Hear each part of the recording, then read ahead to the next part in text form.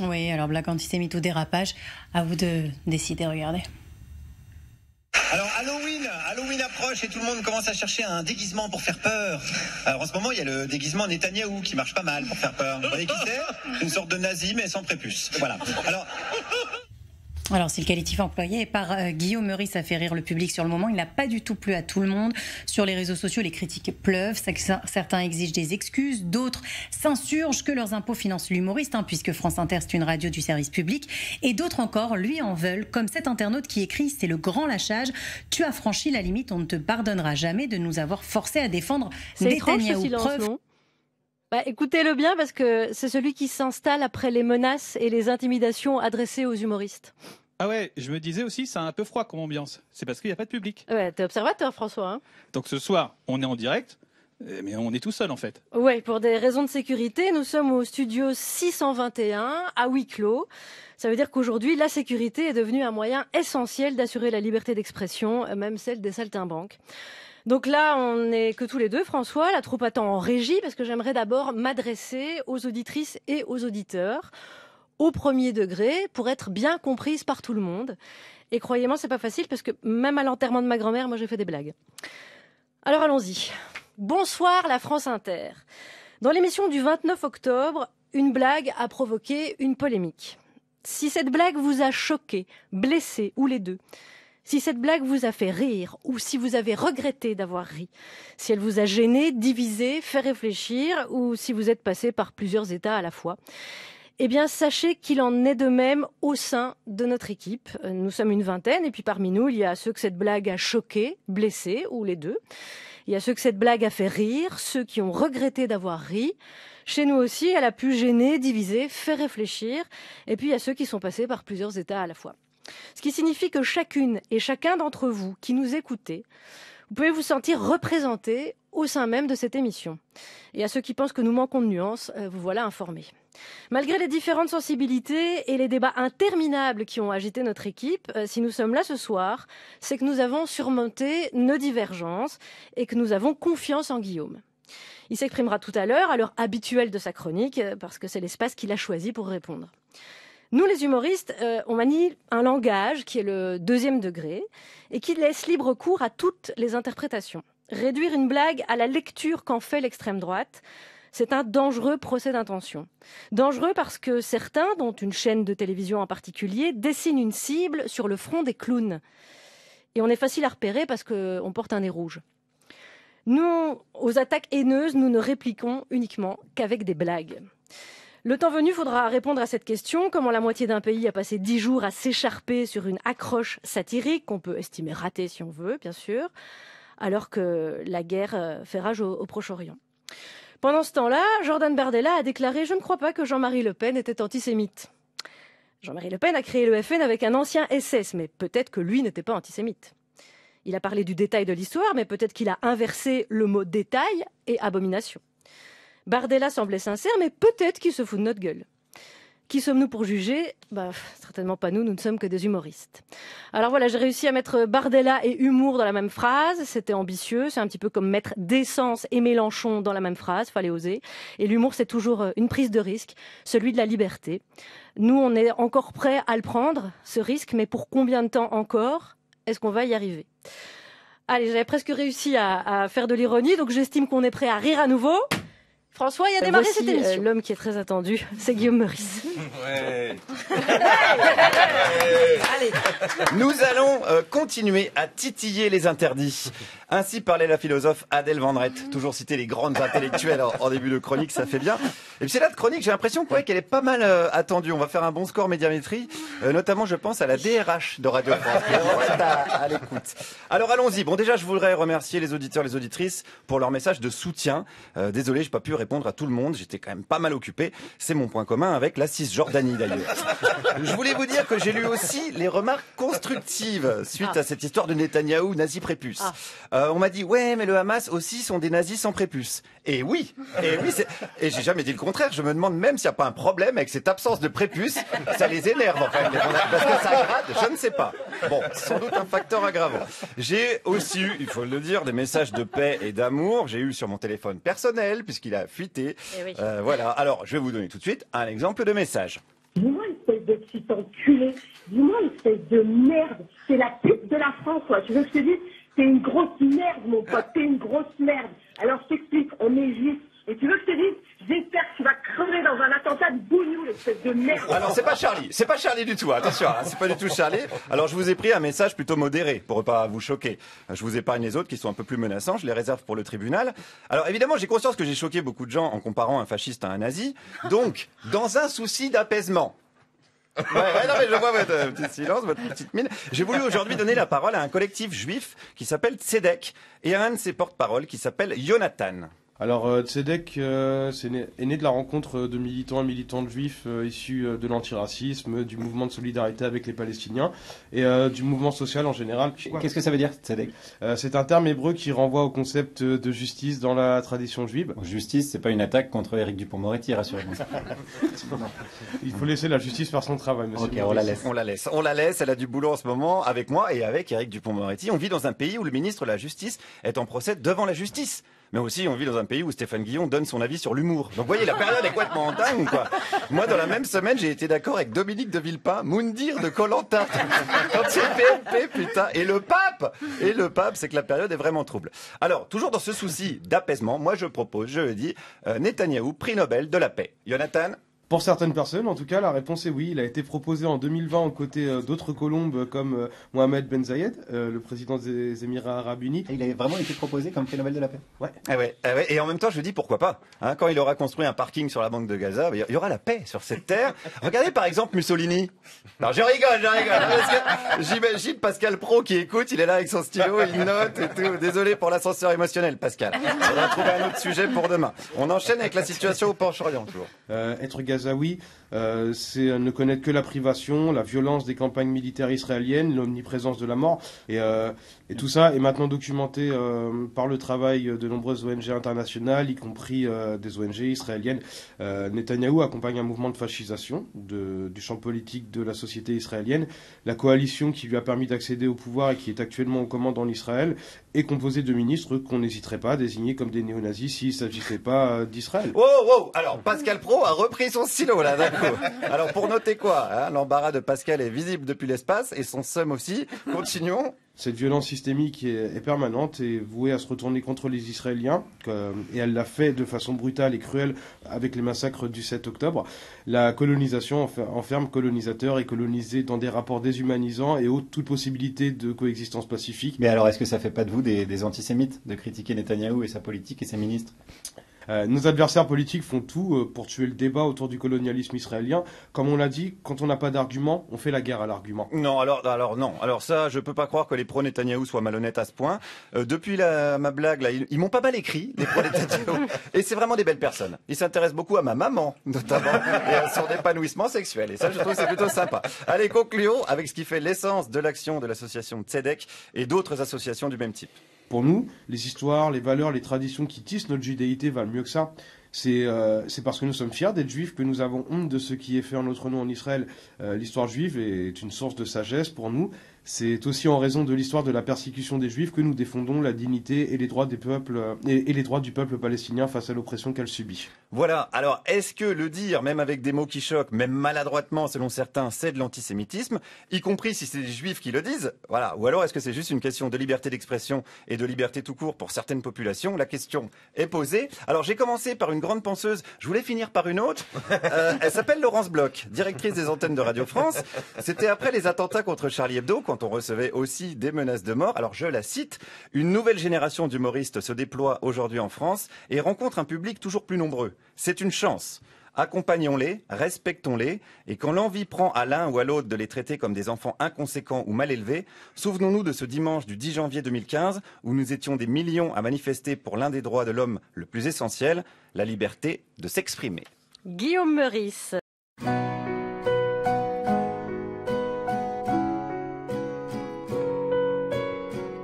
Quand on n'a que l'humour et que page après page, malgré vent et orage, on dessine toujours. Quand on n'a que l'humour qui nous montre pourquoi un bon dessin parfois vaut mieux qu'un long discours. Quand on n'a que l'humour qu'on publie dans la presse, au milieu des détresses, de jolis contre-jours. Quand on n'a que l'humour et que l'on nous surveille, car quand pique une abeille, elle se meurt en retour. Quand on n'a que l'humour et un simple crayon, et qu'on a des frissons dans la rue chaque jour. Quand on n'a que l'humour, un 7 janvier au matin, et voilà que soudain, on est mort pour toujours. Quand on n'a que l'humour, que d'un coup c'est la guerre, qu'on est au cimetière pour 2-3 calembours. Quand on n'a que l'humour pour rire des bourgeois, de Dieu ou de la foi, des aveugles et des sourds. Quand on n'a que l'humour, que l'on caricature le monde et ses blessures pour en rire chaque jour. Quand on n'a que l'humour, qu'on s'appelle Charlie, qu'on est toujours en vie, qu'on dessine toujours. Et même si on n'en peut plus, on va continuer, avec ou sans Camus, et pour la liberté.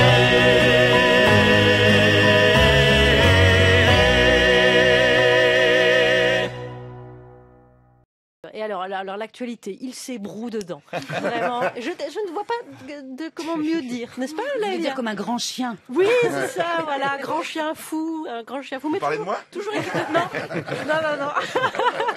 Allez, c'est parti, c'est moi, Lydia. Ben alors, mes petits Meuriceaux emmerdés, gauchistos, prépusophiles, esprit Charlito rejeté, je vous laisse 3 semaines et vous faites que de la merde. Ah, ma dernière chronique, elle tombait juste après le terrible massacre du Hamas et le début des bombardements israéliens. C'était chaud, mais je m'en étais sorti. Et l'autre con, là, il s'est dit, allez, on rajoute un niveau de difficulté des fois qu'on se fasse un peu chier. Hein, tu sais que je pourrais te taper si t'étais pas aussi faible avec ton corps en tofu, je te jure. Hein. Et maintenant, on fait l'émission sans public parce que monsieur est menacé de mort. Voilà. Donc, on est menacé de mort. Hein, parce que vous croyez que s'il y a un gars qui rentre là pour planter Meurice, après il va s'arrêter? Hein, non, je voulais juste lui. Allez, faites vos chroniques, les autres, je vous aime bien. Avec seulement 4 mots, il a fait disparaître des centaines de personnes du public. La dernière personne qui a réussi à faire ça, c'est Macron avec les soignants et les profs. Avant de faire ta blague de merde, t'as pensé à Jamil ou à moi, hein? Parce que nous, même si on est accusé d'antisémitisme par ricochet, on est foutus. Hein? Surtout Jamil, pour des raisons évidentes de sécurité.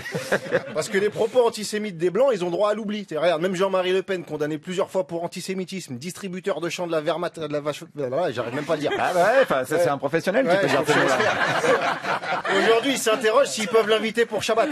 Mais toi, t'as pensé qu'à ta petite gueule de Batou vegan du 6e arrondissement avec tes chemises de prof de philo suicidaire, là, tu pouvais pas insulter les musulmans comme tout le monde, connard! Nous, les racisés, la comédie, non seulement on n'a pas le droit à la prescription, mais en plus, ce serait une haine du juif différente. Parce qu'il y a l'antisémitisme AOC, hein, Drummond, Maurras, Pétain, Céline et tous les influenceurs en fafologie. Et il y a l'antisémitisme couscous, tagine, shorba, la chichagou judéophobie, là. Alors, on va pas se mentir, il y a aussi de l'antisémitisme de ce côté de la France, mais à ce que je sache, c'est pas Mourad Bakary qui gérait le fret à la gare de Drancy dans les années 40. Merci de pas vous débarrasser de vos saloperies historiques sur le dos des gens. Hein, aujourd'hui, ça glorifie encore Pétain, ça réédite Céline, et on s'étonne que l'antisémitisme perdure dans ce pays. Si vous voulez qu'on oublie les chansons, faut arrêter de vendre les best-of. C'est comme ça. Si on rajoute à ça la courte échelle des médias qui invite l'extrême droite toutes les 10 minutes, hein, t'allumes la télé, soit tu tombes sur quelqu'un du RN, soit tu tombes sur Alex Vizorek. Heureusement qu'il est là, sinon il y aurait que le RN. On est arrivé à un point où si tu refuses de manifester ce dimanche avec l'extrême droite, t'es antisémite. J'ai dormi combien de temps exactement? Parce que je voudrais me rendormir avant qu'on me demande de soutenir les frères musulmans pour prouver que je suis pas islamophobe. Il y avait un truc très simple hein, pour faire que l'extrême droite vienne pas à cette manif, c'est de faire une manif contre l'antisémitisme et le racisme. Là, t'es sûr qu'ils viennent pas. Et dans ce contexte pourri, l'autre syndicalo antispéciste, il se la ramène. Prépuce, connard! C'est pas parce que Netanyahou il conduit la ségrégation, l'occupation, le massacre de toute une population et qui fait tuer tellement de civils qu'il ferait passer Poutine pour un timide que t'as le droit de le qualifier de nazi. Je sais que ça t'a tenté, mais non. Il faudrait que tu nous expliques aussi pourquoi tu penses aux sgeeks de Netanyahou, mais ça c'est un autre sujet. Tu peux pas donner le titre de nazi à n'importe qui. C'est pas la Légion d'honneur. Même les néo-nazis, ils ont pas osé. Ils ont mis néo devant. Mais malgré ça, je pense que tu n'es pas antisémite, mais je pense que t'es un connard. De la même manière, critiquer Netanyahou n'est pas antisémite, parce que Netanyahou, c'est pas les juifs. Si vous croyez que Netanyahou représente tous les juifs, c'est que vous connaissez pas beaucoup de juifs. Parce que si t'écoutes bien les Israéliens, il y en a plein. Benjamin, c'est pas au front qu'ils veulent le voir, c'est au trou. Et eux, ils sont aussi antisémites. C'est quoi? C'est l'antisémitisme qui part. On va pas y arriver. On peut aussi dire que le gouvernement israélien, niveau éradication du Hamas, c'est brouillon, quoi. Soit le Hamas, il a construit le plus grand réseau souterrain depuis les Tortues Ninja. Et dans ce cas-là, il aurait fallu commencer par en dessous, parce que là, sous les habitations Hamas, sous les hôpitaux Hamas, sous la FP Hamas, sous l'ONU Hamas, il y a même des QG du Hamas dans les couches des bébés, apparemment. Et ma crainte, c'est que le résultat de tout ça, ça accélère le recrutement du Hamas. Parce que parmi les milliers de Palestiniens qui ont vu leur famille écrasée sous les bombes, il y en a peut-être pour qui la vision d'Israël va pas se limiter à une démocratie défaillante. En tout cas, j'espère que tu as compris, Guillaume, que les limites de la liberté d'expression, c'est comme les frontières d'Israël et de la Palestine, on sait jamais vraiment où ils veulent les mettre. Merci beaucoup, Walidia. On entend beaucoup de gens qui se plaignent tout le temps que c'est dingue, on ne peut plus rien dire, que le politiquement correct, franchement, c'est de pire en pire. Qu'on ne peut même plus penser tout haut, qu'on doit faire attention à chaque mot, qu'avant pays des Lumières, la pauvre France est devenue une vraie dictature de la bien-pensance. Mais la situation n'est pas si morose, il y a encore des gens qui osent s'exprimer librement, sans peur du jugement. Des gens qui osent dire que les écolos c'est des terroristes, qu'il faut séparer l'homme de l'artiste, que l'extrême gauche en fait c'est l'extrême droite, qu'il faut donner des cours de cuisson de pâtes, que les violences policières ça n'existe pas, que Samuel Paty ça commence avec la baya, qu'on aimerait bien faire ces films tranquillement sans qu'on nous rabâche ces histoires de viol tout le temps. On ne peut pas dire qu'on ne peut plus rien dire, la preuve y a quand même plein de trucs qu'on peut dire. Si on ne pouvait plus rien dire, est-ce qu'on pourrait dire toutes ces choses que chaque jour on entend dire? À ceux qui pensent qu'on est bâillonné, que quoi qu'on dise on risque de choquer, rassurez-vous, la barre est placée bien haut et remontée chaque jour un peu plus par Pascal Praud. Certes, il y a des sujets un peu plus touchy, mais on peut faire des liens entre les Arabes et les puces de lit. On peut dire que les féministes c'est bien, mais faut pas qu'elles en fassent trop, qu'il suffit de traverser la rue pour trouver du boulot. On peut dire sur un plateau sans faire chuter les audiences que les chasseurs sont les premiers écolos de France, que c'est la fraude aux allocs qui ruine le pays, que les produits laitiers sont nos amis pour la vie, qu'il y a des gens qui travaillent et des gens qui ne sont rien, que violer des gosses c'était pas pareil dans les années 80.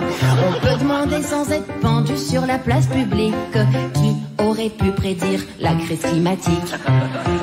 On ne peut pas dire qu'on ne peut plus rien dire, il y a preuve d'art quand même plein de trucs qu'on peut dire.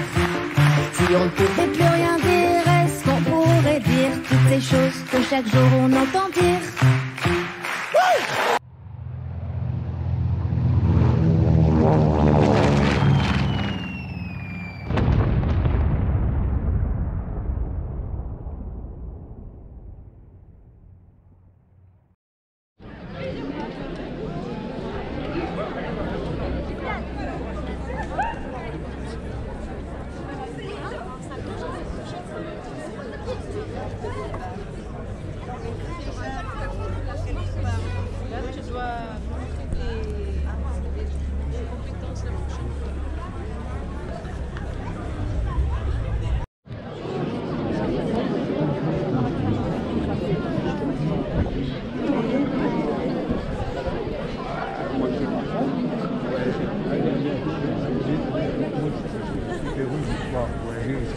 J'ai étudié la Seconde Guerre mondiale de A à Z. Eh bien, je vais vous dire une chose, quand les Français tuaient des civils, alors,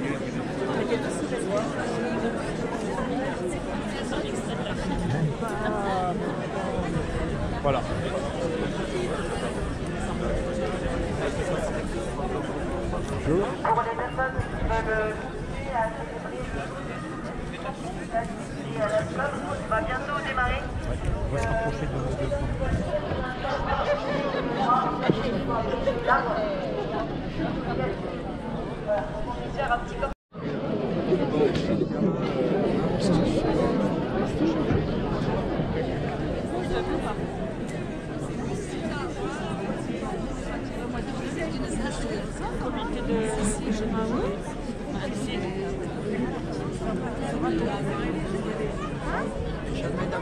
Ah non, non, il est en France.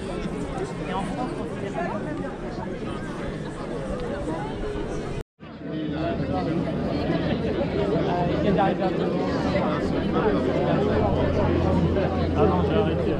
C'est la 5e à Besançon.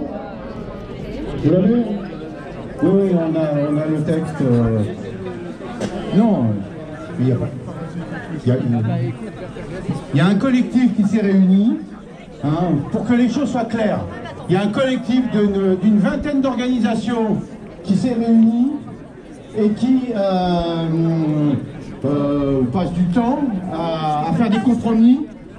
Et ce collectif a décidé, collectivement, de ne lire qu'un texte, le texte d'appel à la manifestation, rédigé par le collectif, pour une paix juste et durable. Donc, je sais pas, est-ce que... Donc je vais vous en donner lecture, parce que c'est moi qui ai le micro, et puis... Il est court, et il n'y aura que ce texte-là de lu, et ensuite on part en manifestation. Voilà. Tu le veux sur papier? Ah, je veux bien une situation en Palestine.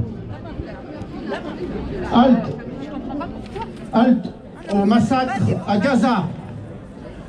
La France doit exiger un cessez-le-feu immédiat. L'armée israélienne soumet la bande de Gaza à des bombardements d'une violence inouïe, à un blocus total qui prive la population d'eau, de nourriture, de médicaments, d'électricité et de moyens de communication. Les hôpitaux, lorsqu'ils ne sont pas bombardés, opèrent aujourd'hui sans anesthésique. En Cisjordanie occupée, la population palestinienne est soumise à la violence redoublée de l'armée et des colons, ainsi qu'à un bouclage du territoire. Nous demandons un cessez-le-feu immédiat à Gaza, la fin des bombardements, des offensives terrestres et des déplacements forcés de population, ainsi que la levée immédiate du blocus. Nous exigeons que la France s'engage activement dans ce sens. Nous rendons hommage à l'ensemble des populations civiles, palestiniennes et israéliennes, victimes de crimes de guerre. Chaque vie compte. Une paix juste et durable ne sera possible que dans le cadre de la reconnaissance des droits du peuple palestinien, de l'arrêt de la colonisation et de la fin de l'occupation israélienne dans le respect de l'ensemble des résolutions de l'ONU. Cessez-le-feu immédiat, arrêt des bombardements et des déplacements forcés de la population, levée immédiate du blocus, protection du peuple palestinien à Gaza et en Cisjordanie. Les libertés d'expression et de manifestation, libertés démocratiques fondamentales, doivent être respectées. Nous dénonçons toutes les formes de racisme, d'antisémitisme, d'islamophobie et de leur instrumentalisation. En solidarité avec le peuple palestinien, nous allons marcher aujourd'hui à Besançon comme partout en France. Et un deuxième rendez-vous est d'ores et déjà donné pour une veillée solidaire, jeudi 23 novembre à 18 h, place Pasteur. Merci d'apporter bougies et lampes si vous le pouvez. Je vais maintenant donc vous lire le nom des organisations, associations et syndicats qui composent ce collectif et qui appellent aujourd'hui même à cette manifestation. Donc cette manifestation est faite à l'appel de Palestine Amitié, Association France-Palestine Solidarité, la Ligue des droits de l'homme, le MRAP, le Mouvement de la paix, Attaque, CCFD Terre Solidaire, ACCMA, la Nuée, Nous Toutes, Solmiré, LVN, observer, partager, agir. Peuple solidaire du Doubs, pour les syndicats. Solidaire 25, Solidaire étudiants, la FSU, AEB, la CGT. Et pour les partis politiques, à gauche, citoyens, les écologistes, Ensemble, la gauche éco-socialiste, Génération, la France insoumise, le nouveau parti anticapitaliste, le parti de gauche et le parti communiste français. Maintenant, on déplace la voiture. Attends. Alors, je ne fais pas une prise de parole intempestive en dehors du collectif. Simplement, le 25 novembre, c'est la journée contre les violences faites aux femmes. Il y aura une manifestation qui démarrera d'ici à 14 h. Donc, pour ne pas qu'on se retrouve coincé par les différentes manifestations, on a décidé à l'intérieur du collectif de faire la veillée solidaire jeudi soir, le 23 novembre, sur la place Pasteur à 18 h. Et à ce moment-là, la parole sera absolument libre. C'est-à-dire que toutes les personnes qui voudront faire des prises de parole autres que celles du collectif, parce qu'elles ont autre chose à dire, eh bien, ces personnes-là pourront le faire ce soir-là. Au moins, elle a apporté une précision. Voilà. Gaza, cessez-le-feu immédiat. Gaza, cessez-le-feu immédiat. Gaza, cessez-le-feu immédiat. Gaza, cessez-le-feu immédiat. Gaza, cessez-le-feu immédiat. Gaza, cessez-le-feu immédiat.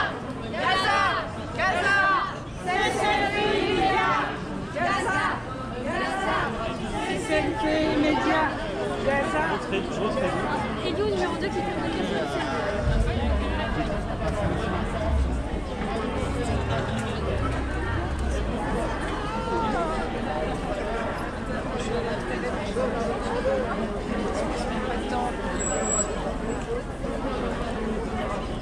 oui, voilà.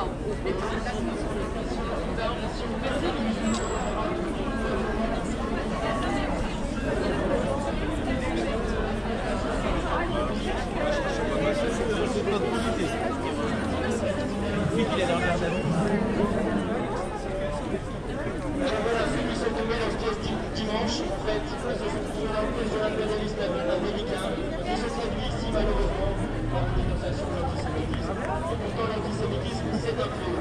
La haine des juifs a fait partie des pires saletés que continue de véhiculer la société capitaliste en crise.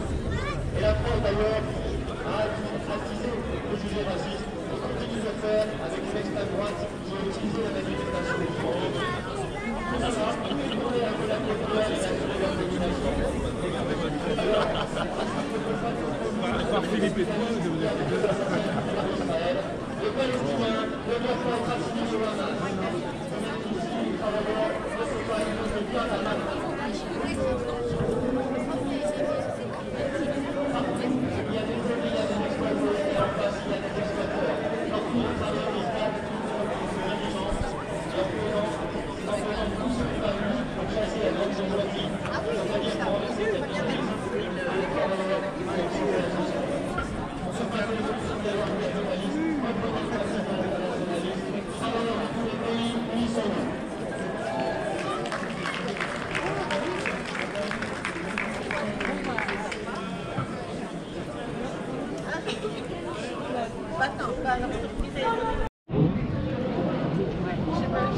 Merci. Pardon, excusez-moi. Je suis content de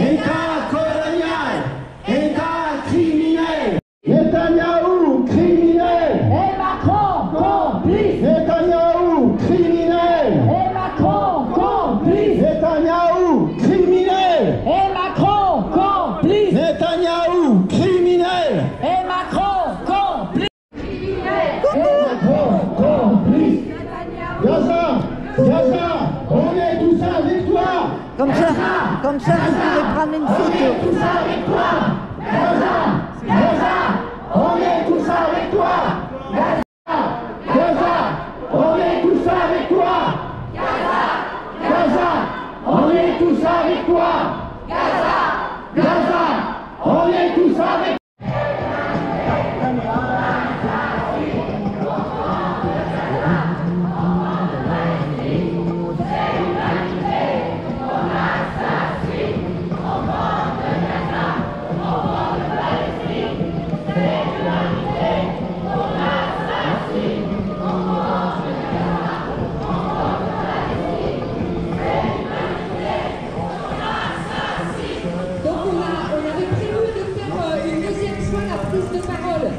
sur la place pour que les gens qui se baladent autour ils puissent entendre et savoir pourquoi on est là aujourd'hui. Donc, halte au massacre à Gaza, la France doit exiger un cessez-le-feu immédiat.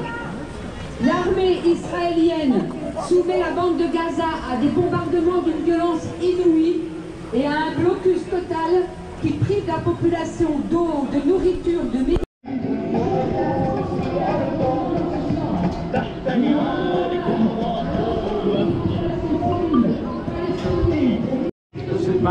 Nous sommes l'association France-Palestine Solidarité, qui est une association nationale de défense des droits du peuple palestinien. D'accord. Et nous, il y a des groupes qui sont locaux.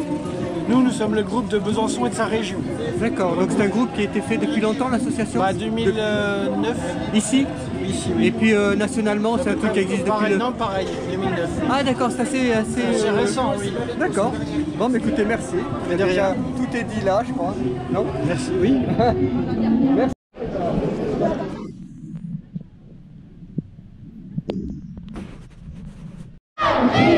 contre l'humanité. Bombarder un peuple, c'est un crime contre l'humanité. massacrer des enfants, c'est un crime contre l'humanité. détruire les hôpitaux, c'est un crime contre l'humanité. détruire les écoles, c'est un crime contre l'humanité. le nettoyage ethnique, c'est un crime contre l'humanité. bombarder un peuple, C'est un crime contre l'humanité. massacrer des enfants, C'est un crime contre l'humanité. détruire les hôpitaux, C'est un crime contre l'humanité. détruire les écoles, C'est un crime contre l'humanité. Complice, Israël, assassin, Macron, complice, Israël, assassin, Macron, complice, Israël, assassin, Macron, complice.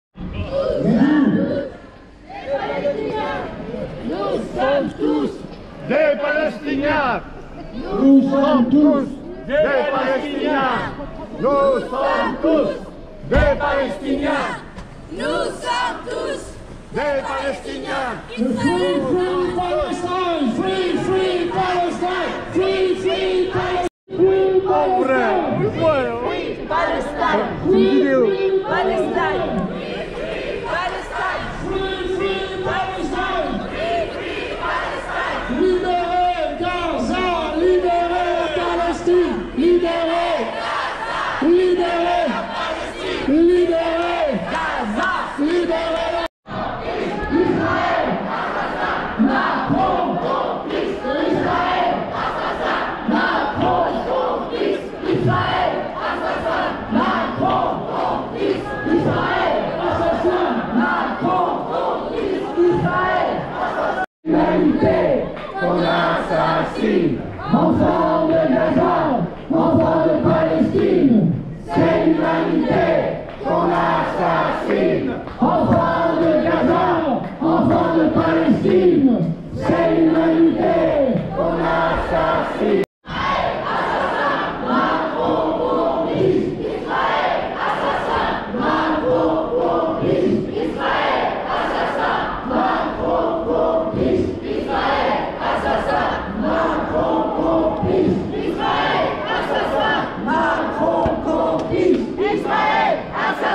Macron complice, Israël, assassin, Macron complice, Israël, assassin, Macron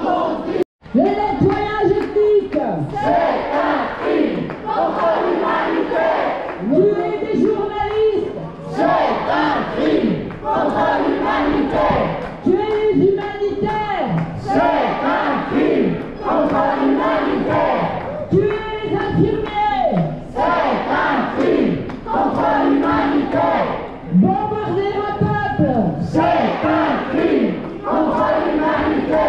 Le crime jusqu'à présent. C'est un crime contre l'humanité. Palestine, Palestine, Palestine, Palestine. Vive la lutte du peuple palestinien. Vive la lutte du peuple palestinien. Et vive la lutte du peuple palestinien. La lutte du peuple palestinien. La lutte du peuple palestinien. La lutte du peuple palestinien.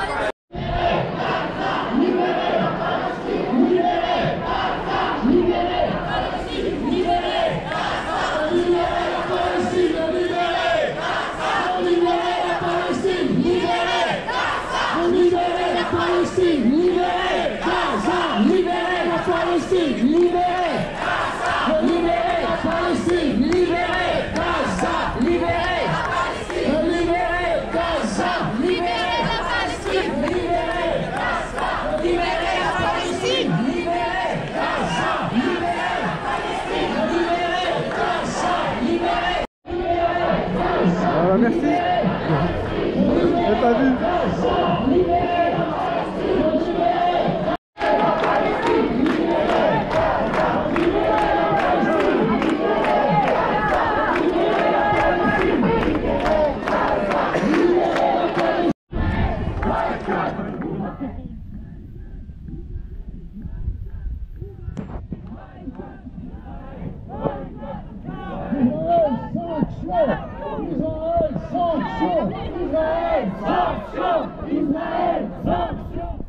On fait des essais. Sanctionner, sanctionner, sanctionner,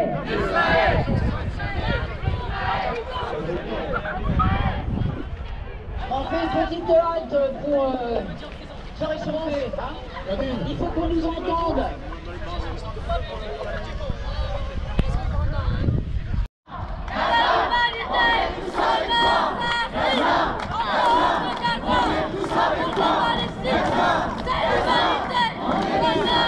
de Gaza, enfants de Palestine, c'est l'humanité qu'on assassine. Enfants de Gaza, enfants de Palestine, c'est l'humanité qu'on assassine. Enfants de Gaza, enfants de Palestine, c'est l'humanité qu'on assassine. Enfants de Gaza, enfants de Palestine, c'est l'humanité qu'on assassine. Enfants de Gaza, enfants de Palestine, c'est l'humanité qu'on assassine. Enfants de Gaza, enfants de Palestine, c'est l'humanité qu'on assassine. Enfants de Gaza, enfants de Palestine, c'est l'humanité qu'on assassine.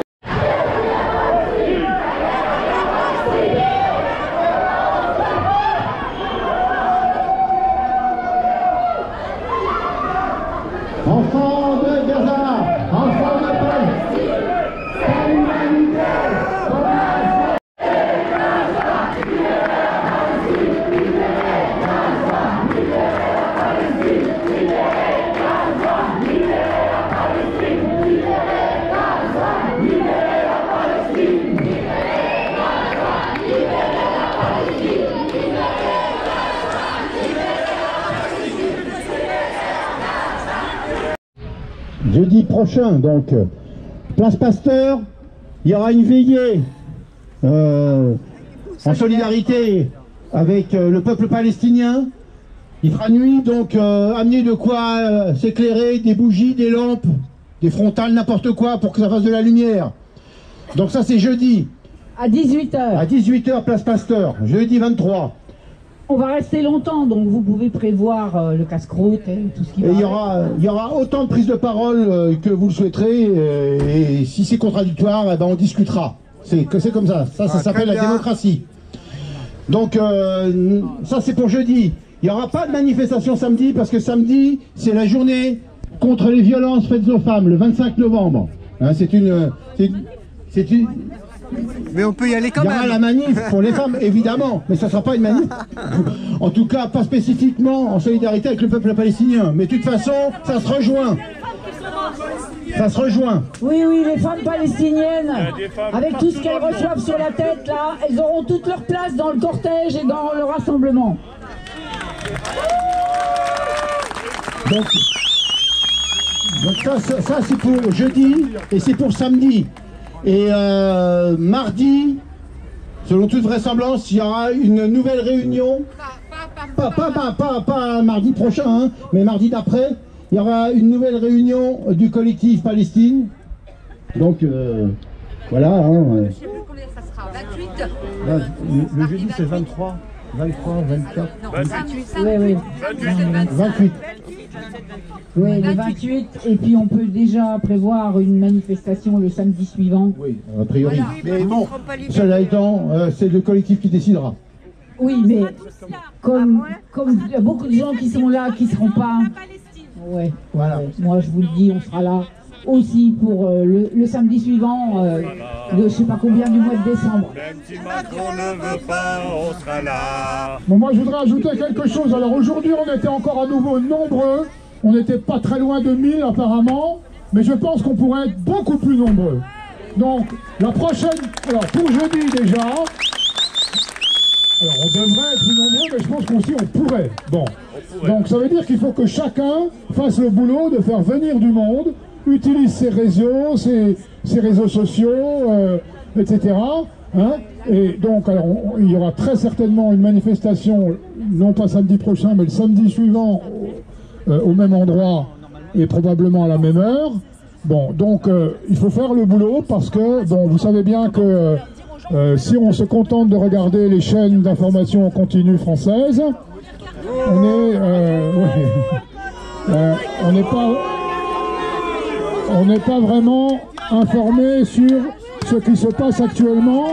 Donc on a une responsabilité, hein, c'est de faire savoir ce qui se passe et d'appeler à venir manifester. Parce que nous, ce qu'on peut faire ici, très modestement, on est enragé d'être impuissant, mais on peut quand même faire pression sur le gouvernement français, sur l'Union européenne, pour qu'il change de position et qu'il, au minimum, exige d'Israël d'arrêter le massacre et exige un cessez-le-feu immédiat. Sans parler, bien sûr, des sanctions qui devraient s'appliquer à Israël comme on a appliqué des sanctions à la Russie de Poutine. Voilà.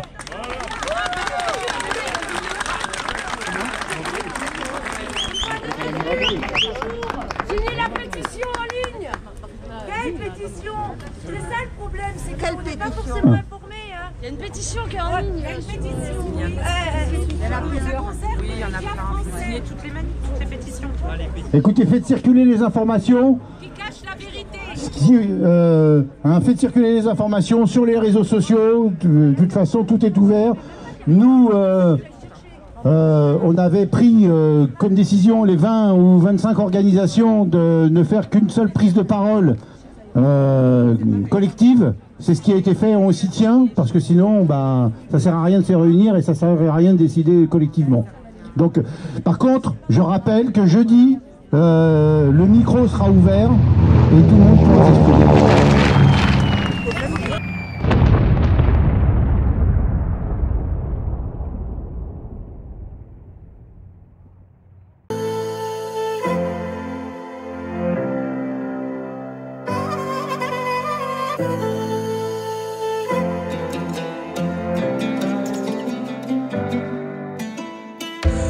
Ils détournent ton histoire, mais au fond ils savent très bien, bafoués par des ignares qui aboient trop fort, mais toute la terre est témoin, enclavés comme du bétail par celui qui t'a volé ta terre, seul au monde à la merci de l'oppresseur qui veut te voir disparaître.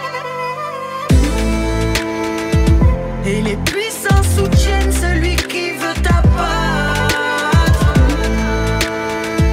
Des pluies de missiles comme s'ils voulaient créer de la cave. On est dans la cage, périra sous les gravats.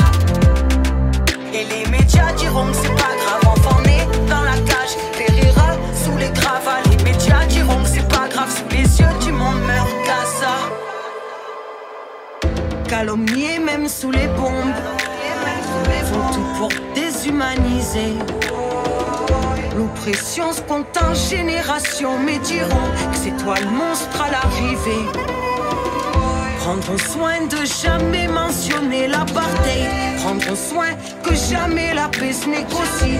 Les médias, eux, oseront appeler ça la guerre. Mais une armée contre un peuple, c'est un génocide.